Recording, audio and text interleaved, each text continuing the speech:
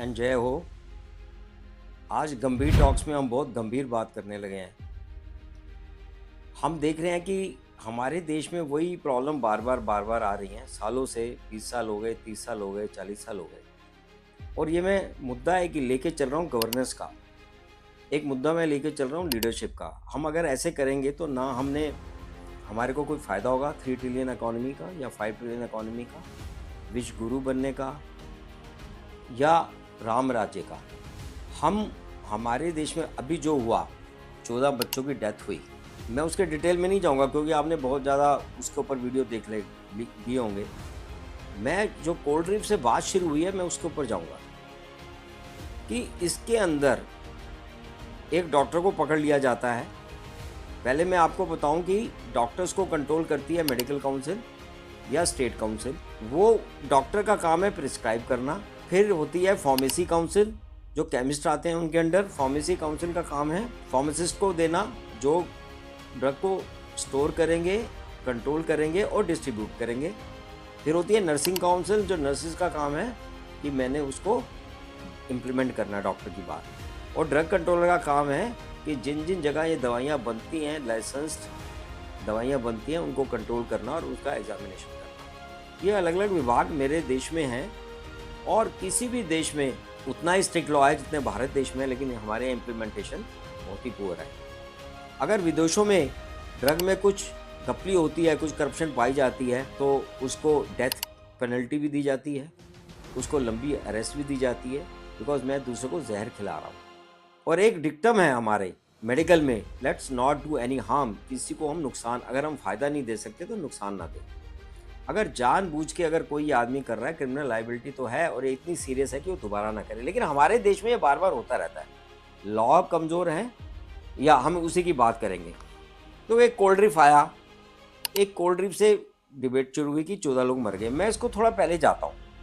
अब ये बात है 2025 की। ये तभी भी बात आई थी कि 2022 में गाम्बिया में भी हमारी कंपनी की दवाइयाँ मिली थी, जिसमें ये मिला था। उज्बेकिस्तान में भी हमारे इंडिया की कंपनी की दवाइयाँ मिली थी। इनमें क्या क्या होता है? इसमें डेक्सामेथॉर्फिन होता है, फिनाइलेफेरिन होता है और इसके साथ एक सॉल्वेंट यूज़ किया जाता है जो इसको डाइल्यूट करता है और मैं करता रहता हूँ। और ये सॉल्वेंट जो होता है मेडिकल यूज़ के लिए होता है। देखो सेम चीज़, ग्लिसरॉल, ग्लाइकॉल, ये 2 कामों में आती है। या तो मेडिकल यूज़ यानी कि ह्यूमन बींग्स के यूज़ के लिए आती है, एनिमल यूज़ के लिए आती है और एक इंडस्ट्रियल यूज़ के लिए आती है। तो हम इंडस्ट्रियल यूज़ की दवाई हम ह्यूमन यूज़ के लिए दे रहे हैं, तो क्या होगा? उसमें कंटेमिनेशन ज़्यादा था। जब 0.1% रहना चाहिए तो हम 48% दे रहे थे। अब मैं बात थोड़ी सी पीछे जाता हूँ। अब सबसे बड़ा इसका जो कांड है, इस समय तो एक स्टेट ने बोला जी हमें कोई कंटेमिनेशन नहीं बोली, तो हमें सराहना करनी चाहिए तमिलनाडु की, जो सिरिसन फार्मास्यूटिकल उन्होंने चेक किया और उन्होंने पाया कि इसमें कंटेमिनेशन है। इमीडिएटली एमपी गवर्नमेंट ने संज्ञान लिया और उसको रोका गया, आगे की डेथ रोकी गई। लेकिन मैं पीछे जाता हूँ 1986 में। मैं आज का जो वीडियो है आपको कहूँगा इसमें ध्यान दें कि 1986 में क्या हुआ। ऐसे ही 14 से 15 डेथ हो गई जे हॉस्पिटल मुंबई में। अब किन पेशेंट्स की हुई? ये आई के पेशेंट की हुई। नॉर्मली आँख के मरीज मरते नहीं हैं, उनकी आँख में इन्फेक्शन हो जाता है, आँख में डैमेज हो जाता है, क्योंकि वो थोड़े कैटरेक्ट के लिए आते थे या ग्लूकोमा के लिए आते थे। तो उनको ग्लिसरॉल जो पिलाया जाता है दिमाग की टेंशन कम करने के लिए और आई की टेंशन कम करने के लिए, वो पिलाया गया। जैसे पिलाया गया तो देखा गया कि रात तक उनका यूरिन बंद हो गया, वो रीनल फेलियर में चले गए और रीनल फेलियर के बाद डायलिसिस में गए और आगे जाके मर गए। तो ऐसे 14-15 केस हुए और बाद में जाके ऑलमोस्ट 75 से 100 केसेस ऐसे मिले। जब जब डेथ हॉस्पिटल में होती है, कानून है कि उसका पोस्टमार्टम होता है। जब पोस्टमार्टम हुआ तो ये पाया गया कि उनके एक्यूट रीनल फेलियर हुआ है बिकॉज ऑफ टॉक्सिन प्रोडक्ट। अब ये टॉक्सिन प्रोडक्ट क्या निकला? ये DEG वही निकला कि जो अब 2025 में मिल रहा है। मैं कब की बात कर रहा हूँ? 1986। अब 1986 से लेके 2025 यानी कि 41 साल हो गए हैं। वही की वही प्रॉब्लम, वही की वही कंटेमिनेशन, वही की वही इशू। वो कहाँ पे हुआ था? वो हुआ था मुंबई में। फैक्ट्री कहाँ की थी? फैक्ट्री थी नंदेड़, जो कि औरंगाबाद के साथ है। ये कहाँ का हुआ है? ये हुआ है इस समय हमारे एमपी में, और वहाँ पे फैक्ट्री कहाँ की है? तमिलनाडु की। जो उज्बेकिस्तान में हुआ था क्या था? वो हमारे हरियाणा और आसपास की फैक्ट्रियाँ थी। यानी कि पूरे देश में एक माहौल बना हुआ है गवर्नेंस का। कौन रिस्पॉन्सिबिलिटी इसकी ले रहा है? कोई भी नहीं ले रहा। जब मैंने ड्रग डिपार्टमेंट वालों से बात करी, वो ये कहते हैं जी हमारे को ड्रग कंट्रोलर कहता है कि बहुत सख्त ना हो। ड्रग कंट्रोलर से बात करो, वो कहते हैं जी ब्यूरोक्रेट्स हमारे को कहते हैं ढीले पड़े। ब्यूरोक्रेट्स बोलता है कि पॉलिटिशियन कहते हैं, पॉलिटिशियन कहता है कि हमारे पार्टी और जनता से तरफ से हो रहता है। ये बातें इनटॉलरेबल हैं कि हम दवाई में ऐसी चीज़ मिलाएं जो ह्यूमन यूज़ के लिए नहीं है और जहर है। कफ सिरप हम भी लेते हैं, मैं पीडियाट्रिशियन हूँ, बच्चों को भी दिया जाता है। क्या कोई नुकसान करता है?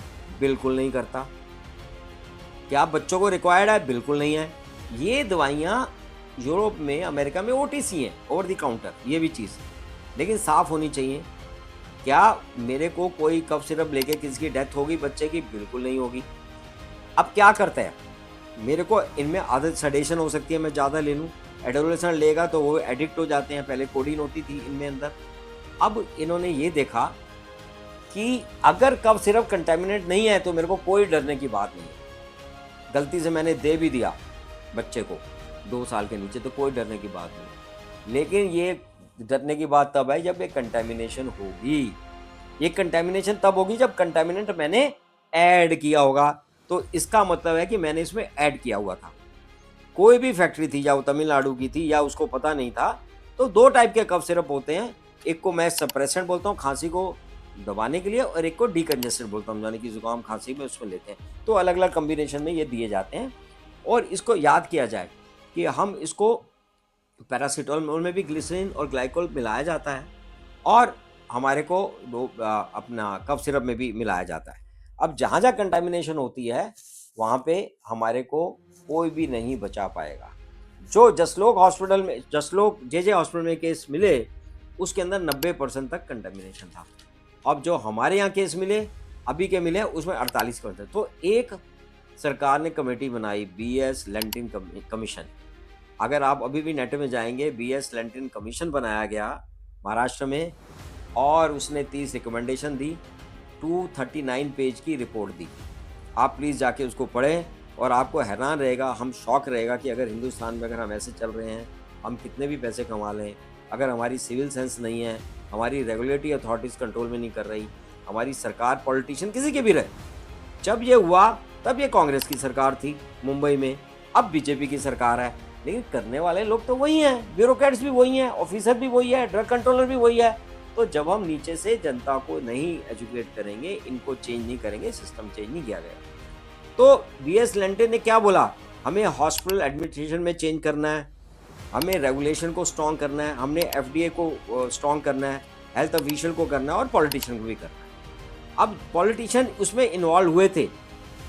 पहले तो शेरियन फॉर्म में था, ये अल्फा फार्मा की दवाई थी। पॉलिटिशियन, 2 पॉलिटिशियन ने उस समय रिज़ाइन किया था, और जो वहाँ के हेल्थ मिनिस्टर थे, 2 हेल्थ मिनिस्टर ने महाराष्ट्र में उस समय रिज़ाइन किया। इस समय किसी ने नहीं किया। मेरे को नहीं लगता कि रेजिग्नेशन आंसर है, करेक्शन इज़ द आंसर। लेकिन करेक्शन नहीं हुई, ये हमें बिल्कुल लग रहा है। उसमें क्या हुआ, लेबलिंग में लिखा हुआ था IP का मतलब होता है इंडियन फार्माकोपीडिया, और IP का उसने लिखा था इंडिया प्योर। देखो ये इतनी क्रिमिनल ऑफेंस हुआ था उस समय। उस केस का क्या हुआ, और उस समय 2 मंत्री थे, रिस्पेक्टफुली मैं उनका नाम मैं नहीं लेना चाहता यहाँ पे, जिसको ऊपर करप्शन, मिसयूज ऑफ पावर और अपनी ड्यूटी ना करने का हुआ था। अब मैं उसके और पहले जाता हूँ।